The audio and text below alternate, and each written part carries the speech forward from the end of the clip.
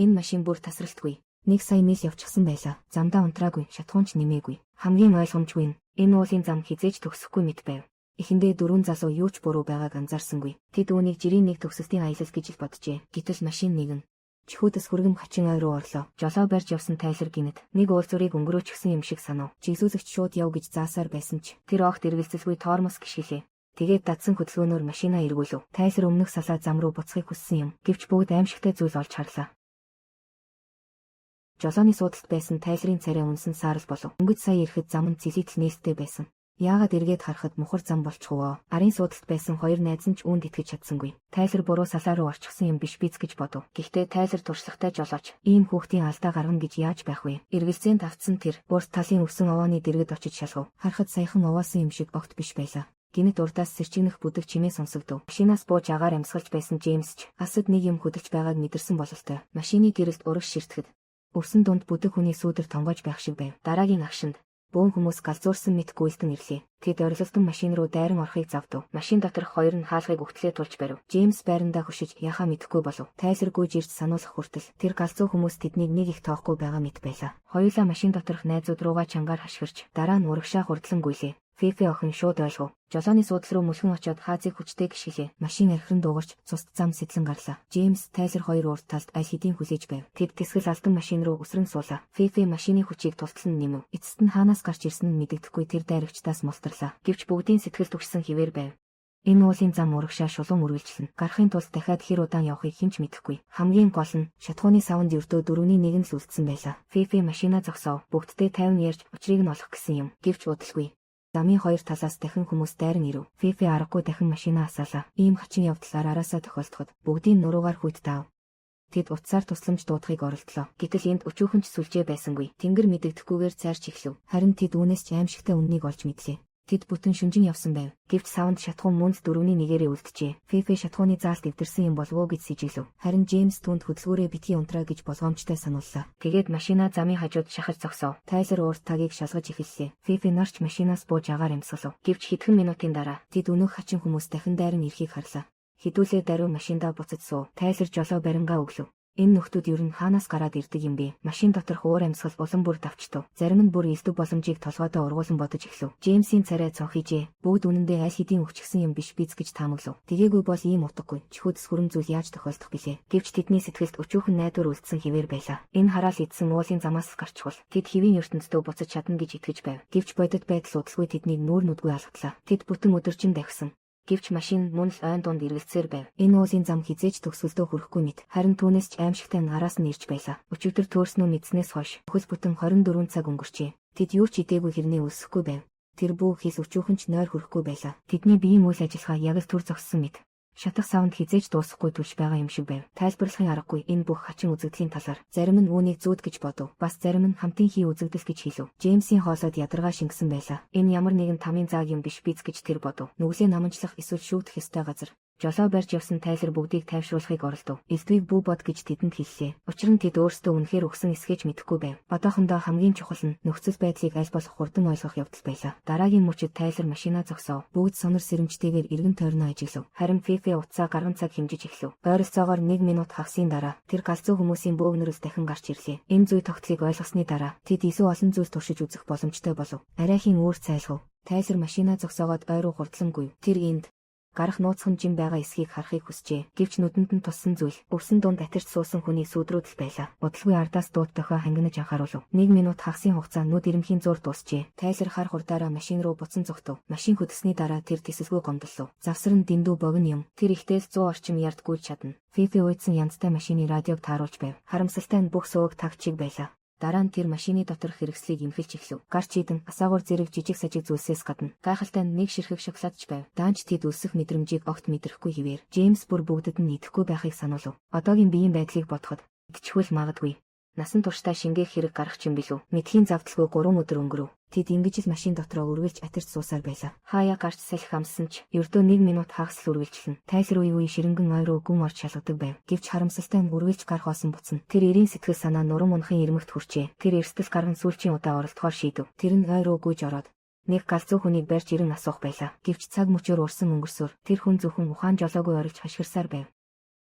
Ямар ч хэрэгтэй мэдээлэл түүнээс суулж чадсангүй. Джеймс үүнийг хараад тайлрыг чирэн бушуухан машин руу буцахаас өөр аргагүй болов. Тэд дахин нэг удаа бүтэлгүйтэв. Машин доторх уур амьсгал тэсгийн аргагүй дарамттай болжээ. Гэтэл яг тэр мөчид тэд замын хажууд нэг хуучирч муудсан машин зогсож байхыг харлаа. Тайлр болгоомжлон ойртсонгүй. Хэн нэгний тавьсан өрх юм биш биз гэж таамаглав. Харин Джеймс үннийг олох гэж яарч байлаа. Тэр бусдын хариулахыг үл тоон шуудгүй очив. Гэвч машин дотор хинч байсангүй. Хянах самбарын явсан зай 99 түмэн мис гэж зааж байлаа. Джеймсийн зүрх ёроолгүй ангал руу унах шиг болов. Энэ машины эзэн ч тэдэнтэй адил. Энэ зам дээр хавчигдан гацсан нь илт байв. Эцэст нь яаж ч дахиад гарч чадахгүйгээ ойлгоод бууж өгөхийг сонгосон аж. Машин доторх уур амьсгал улам бүр дүнсгэр болов. Хинч уйтгартай хошигнол дахин сүгсэнгүй. Бас хинч зүгтах арга хайхаа болжээ. Тэд ч бас тэр хүний алдааг давтах гэж байгаа юм гэж юу? Тайлр чимээгүйхэн хаазыг тултлан гიშгэв. Энэ төгсөлгүй замаас аль болох хурдан мултрах гэсэндээ. Бусад нь ятгасаар байж тэр сая нэг удаан зогслоо. Дараа нь ганцаараа машинаас буу. Өмнөх төгсөлгүй замыг ширтэн зогсов. Тэд аль хэдийн 6 түмэн мис явчихсан байлаа. Тайлрын нүдний гэрэл хэдийн унтарчээ. Дахин нэг ирэл хайгуулын дараа тэр юу ч болсон цааш явахгүй гэж зүтгэв. Тэр энэ бүхнээс бүр залхаж гүйцжээ. Төмөр хайрцаг шиг энэ хавчигдмал зовлонгоос Джеймс төгсөлийг нь олбол буцаж ирээд өөрт нь хэлээсэй л гэж хүсв. Фифи замын хажууд Джеймс ганцаараа байгааг хараад машинаас гүйн бууж Тайлрын нэрийг хоолой мэдэн дуудлаа. Тэр хаана байна? Хаашаа явчих вэ? Гэвч нөгөө галзуу хүмүүс аль хэдийн дайран ирж байлаа. Тэд машинаа асаахаас өөр аргагүй болов. Тайлрыг ганцаарнг нь гуниг дунд үлдээгээд дөрвөлээ байсан баг ингэж нэг хүнээр цөөрлөө. Тэдний зүрхэн дэх шаналл ямар байсныг хэлэлтгүй. Цаашдын аялал хуурай уйтгартай бас цөхрлөөр дүүрэн байв. Тэд цаг нөхцөх юм заавал олох хэрэгтэй болов. Джеймс гинэт аимшигтай нэг зүйлийг анзаарчээ. Тэд энэ мухардалд дуудах тусам сэтгэл нь улам бүр мдээгүй болж байлаа. Тэр өөрөө ч аль эртнээс хойш найдвар эсвэл цөхрөлийн мэдрэмжийг мэдрээгүй мэд санагдав. Фифе сонсоод их үнэн юм байна гэж бодлоо. Тэгээд яарн нөгөө хоёроо чирэн машинаас буулгав. Юу ч болсон дотор нь төвжигдсэн тэр мэдрэмжүүдийг гадагшин гаргах хэрэгтэй байлаа. Харамсалтай нь тэр бурчуур үст хоёр хоолоогоо сөөдөл хашгирсан ч Джеймс царай нь мод шиг хөшөөд хоёуланг нь ширтэж байв. Тэр бүрмөсөн цөхөрсөн үү? Эсвэл энэ бүхнийг дэндүү хүүхдийн юм гэж бодсон уу бүү мэд. Фифе бурчуур үст хоёр баахан хашгирч доторхоо гаргасны дараа үр дүн нь муугүй мэд харагдав. Хоёуланд нь амьдралын оч баггүй иргэн иржээ. Гэвч цаг өнгөрөх тусам ингэж хашгирч уураа гаргах арга улам бүр хүчээ алдаж эхлэв. Джеймсийн хоолой нам сүнг болжээ. Тэр нөгөө хоёроос дахиад хэр удаан тэсхийг асуув. Гэвч түүнд хариу болгож өгөх шиг нам гүмэл өгтөв. Тэр өдөр тэд замын хажууд бас нэг машинтай таарав. Харин машины эзэн холгүйхэн өвсөн дээр хэвтэж байлаа. Хөөе. Энэ таны машин уу? Джеймсийн асуултад тэр хүн зөвхөн толгоогоо үл ялэг хөдөлгөв. Нүдэн цөхрөлөөр дүүрэн байлаа. Цаг нь болмогц бүгд яаран машиндаа сууцгаав. Джеймс дахиж юу ч хэлсэнгүй. Зөвхөн жолооны хүртнээс чанга хатхан хоосон харцаар ширтэн. Магадгүй бүгдийнх нь эцсийн хүрэх газар. Эцэстээ тэр хүнтэй адилхан болов. Энэ аялал угаасаа төгсөлгүй давталт байх тавилантай байжээ. Фифич үүнийг мэдээж ойлгосон байв. Тэр одоо зогсох цаг болсон юм биш үү гэж санал болголоо. Ингэж зүтгээд байх нь үнэндээ өчүүхэн ч утгагүй. Харин өөрийгөө эцэс төгсөлгүй тарчлалт улам живүүлнэ. Джеймс гүн цөхрөлт автсан ч одоо бол бууж өгөх цаг биш гэж тэр үзэж байлаа. Ямар ч замд заавал нэг төгсгөл байдаг. Фифе дахиж маргасангүй. Зүгээр л нүднийх нь гэрэл улам бүр бүдгэрч байв. Харин хажууд байсан бурчгар үст зохиоч хөдлөхөөс залхуурсан мэт байлаа. Дараагийн 3 өдрийн турш машиныг ганцхан Джеймс жолоодов. Фифе бурчгар үст 2 өглөө чимээгүй хүлээх хөвшөд шиг болов. Тэгсээр нэгэн орой гуруула заншил ёсоор машинаас бууж агаар эмсгэлв. Бурчгар үст өөрөө амны ятгалаа. Бүгдээрээ хамтдаа бууж өгвөл яасан юм бэ? Джеймс дахиад жаахан явна гэж зүтгэсээр байхыг хараад Фифе машины түлхүүрийг шууд суулж авав. Джеймс өөрийгөө заавал ингэж тарчлах хэрэггүй гэж тэр боджээ. Гэвч Джеймс тийм олон юм тоосонгүй. Шууд урагш очоод түлхүүрийг булааж авлаа. Фифе бурчгар үст 2 бууж өгөхийг хүсэж байгаа бол тэр мэдээж хүчээр хориглохгүй.